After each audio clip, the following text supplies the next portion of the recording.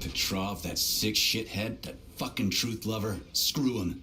So much blood spilt just because he made the sprouts mutate. I highly doubt that Petrov had such a result in mind. He is not a geneticist or a plant You're breeder, fucked. and could not have foreseen all the consequences of the malfunction. Then why the hell did he do it? So many people are dead, and the ones with sprouts for heads had to get killed twice. First by the robots, then by me. Morally speaking, Petrov's action cannot be justified. We are in complete agreement in that regard. Fuck Petrov, he's dead. I feel bad for all those people. I stayed in the service after the war to stop this kind of thing from happening again. Now... You have my sincerest condolences for all that has transpired, Comrade Major.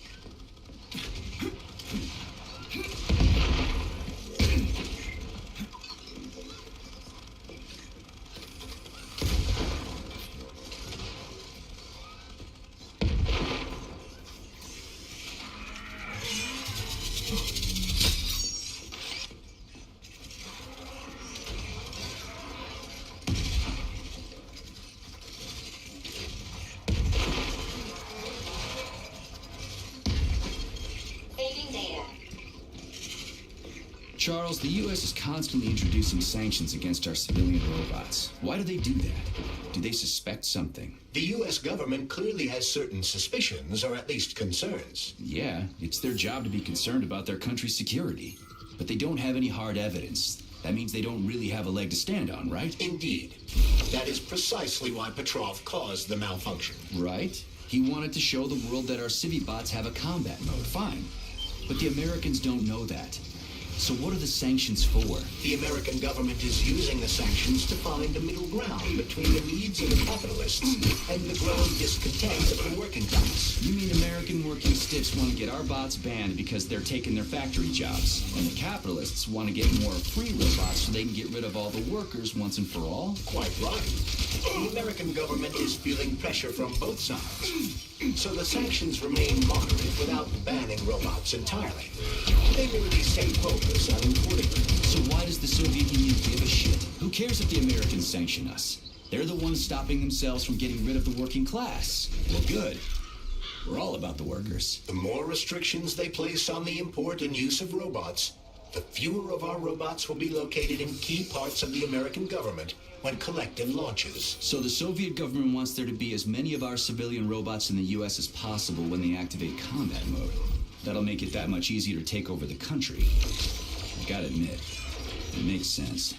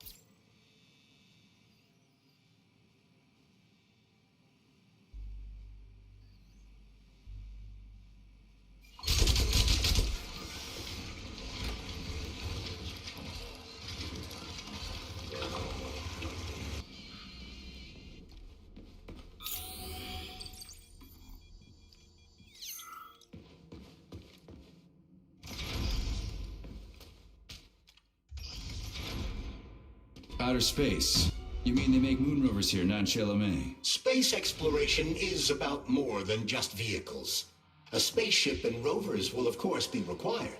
But what then? What about after humans reach the Red Planet? You mean they breed animals from Mars here? Among other things, yes. In addition to breeding new species of animals suitable for Martian conditions, Soviet science is looking for ways to bolster man's ability to exist on Mars. So what, they're gonna give us gills so we can swim in gas oceans? Gas oceans are on Jupiter, Major. Mars features low temperatures and lethal hurricanes. But you're basically correct. The capabilities of your species have yet to be fully studied. So the latest medical breakthroughs, new life support systems, all came from here. Indeed, Comrade Major. So many geniuses worked here for the good of all mankind. And now they're gone.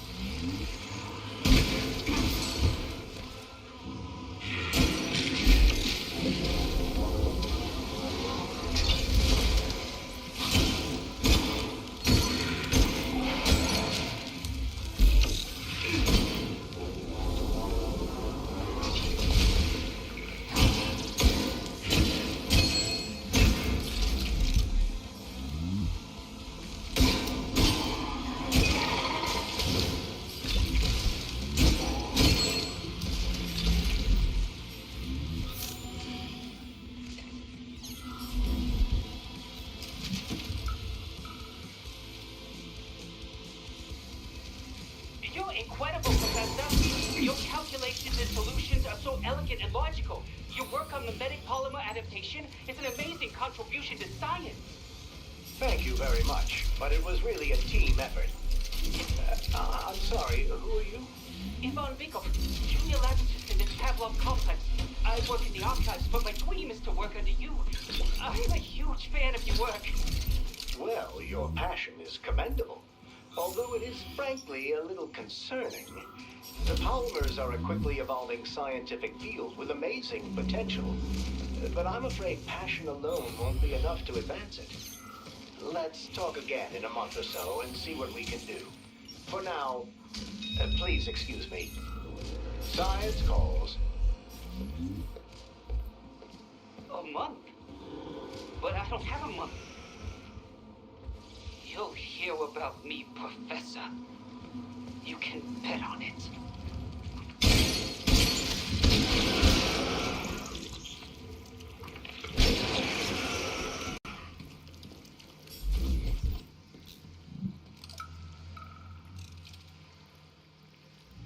I'm here out, honey. I'll be with you. Whatever it takes.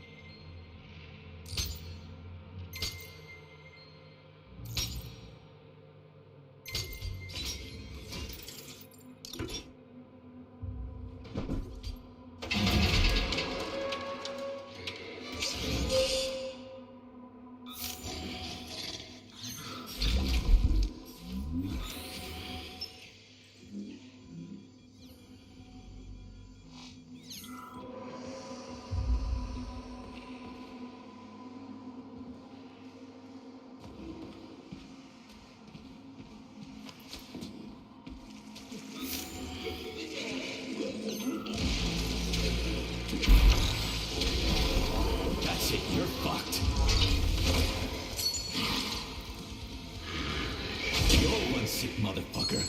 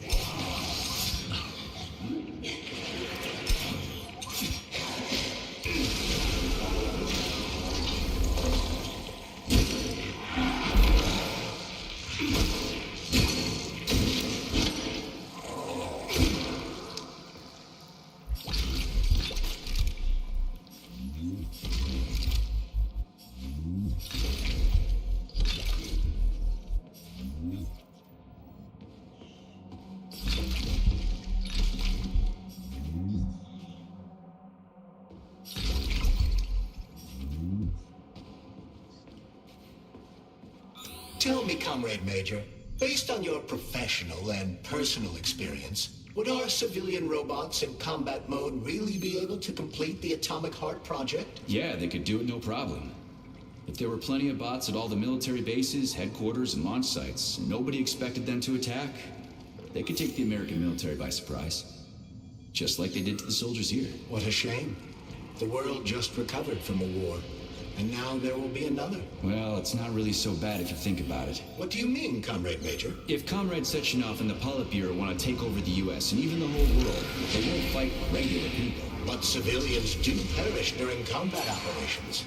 You know all about that. If the robots are programmed not to kill civilians, they won't attack civilians. You're a robot, Charles. You should know all about that. I'm a robot? In a sense, I suppose you're right. A robotic glove. What? Neuropolymer gloves won't take orders from Collective? It depends on the glove. Rip your heart out. Some will, and some will only be able to obey their carriers. I digress. Civilian robots will receive the order to activate combat mode from Collective. And whoever sets Collective's policies will easily be able to order them to kill anyone at all, including civilians. Why would they kill civvies? They're regular workers, farmers, scientists. Shit. So that's what they want the rings for. And what's that? You can take your thought device off and disconnect from Collective, but a bot can't, can it? That means your own robot housekeeper will drag your ass back into Collective at the drop of a hat. They want the rings to put on their own robots, so they'll only listen to them. Correct.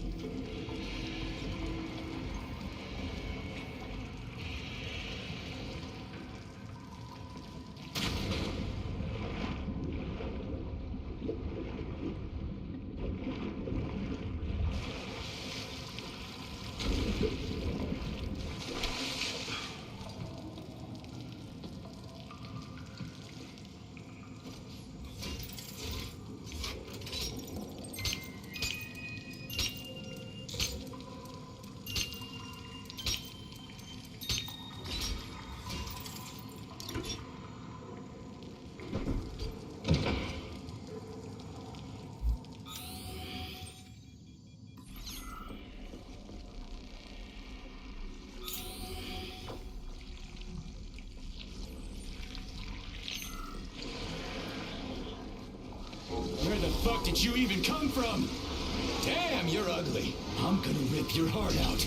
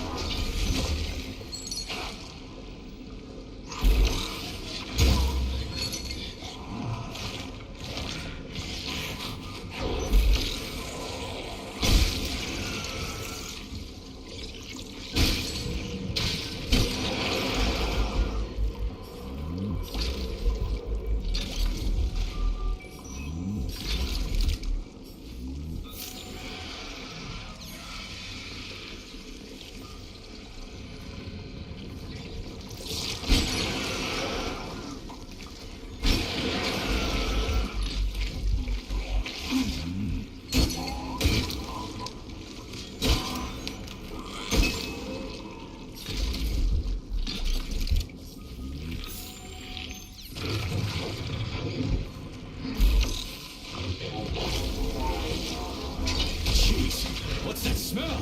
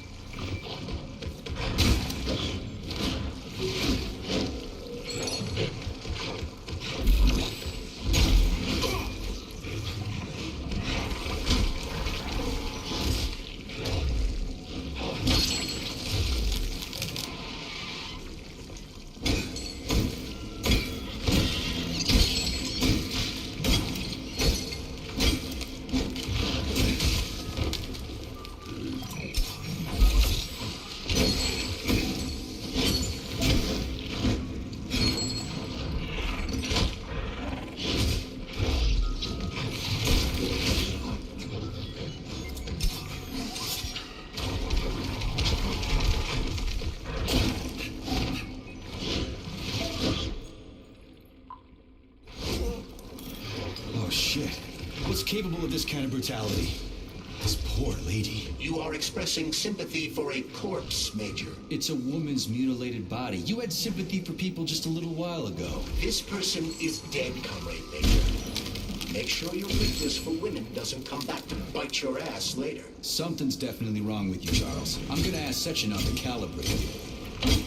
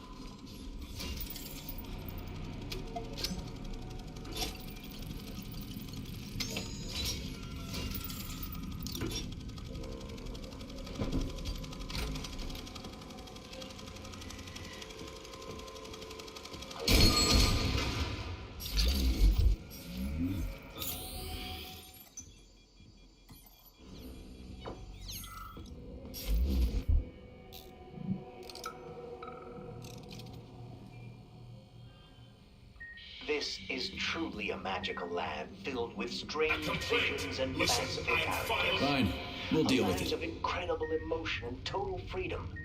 It is a land where you know everything and can't make heads or tails of any of it. There's no worry, no anxiety. This is our gift to you, soldier, and needless to say, it will extend your life. A life of combat and violence. Poor fellow. Nurse, the device. The brain is ready for the implant.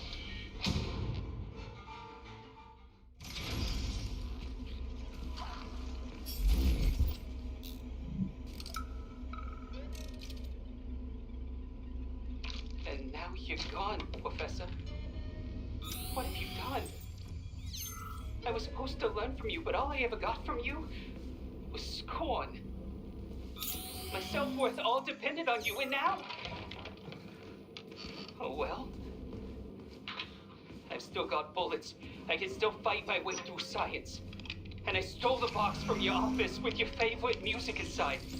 Just so I don't forget, I hid the music box in the safe. The one with the positive password, not the negative one. What will I ever accomplish if I can't even keep a couple of safes straight? The dog. The dog has the positive one.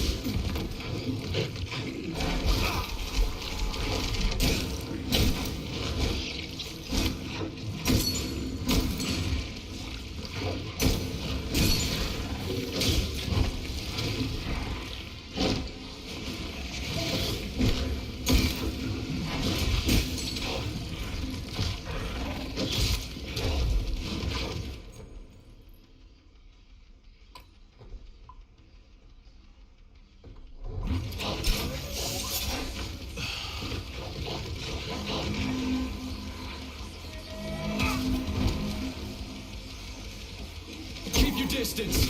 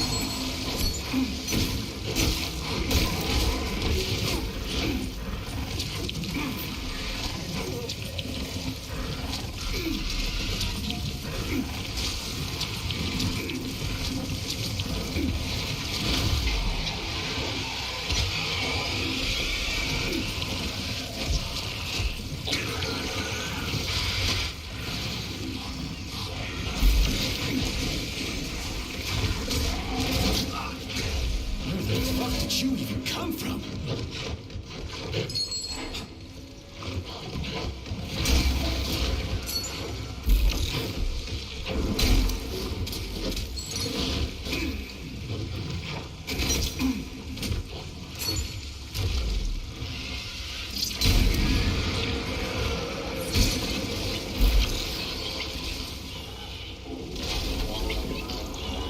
Jeez, what's that smell?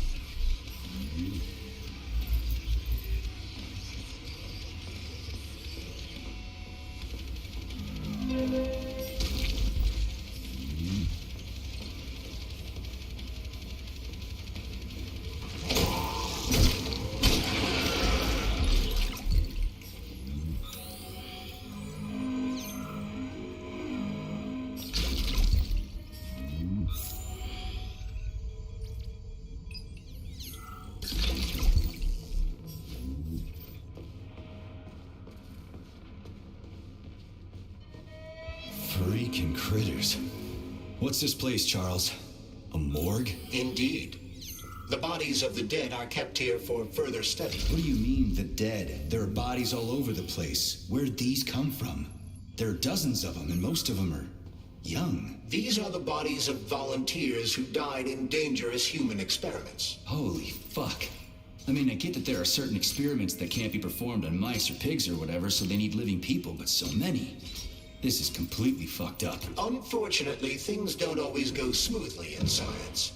Sometimes volunteers die. The sub-basement exists so that their deaths will not be in vain. Their bodies are studied to prevent this from happening again. Screw your sometimes. Couldn't they just use the condemned on death row for this? But even that's... Not all experiments can be performed on the dregs of society. Some important and secret projects require psychologically healthy volunteers. Sometimes I'm gonna these rip your heart experiments out. have tragic outcomes. What could be more tragic? Believe me, Comrade Major, there are things that are far worse than what you see here. Sometimes the deaths of volunteers can lead to a breakthrough that saves millions of lives. This was how the vaccine against the brown plague was developed. Let's keep going. This has to end. Now.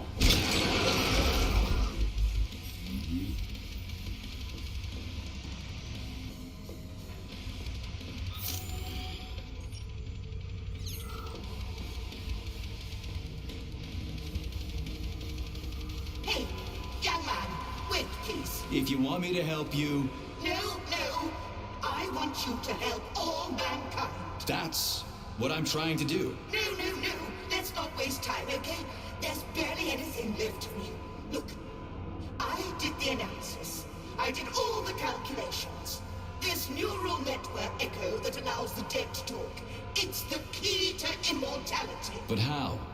This is just residual emotions. Not quite. I just developed a neural network method for polymer self-adaptation in my head. We can prevent the consciousness from fading and use its impulses to direct machine parts.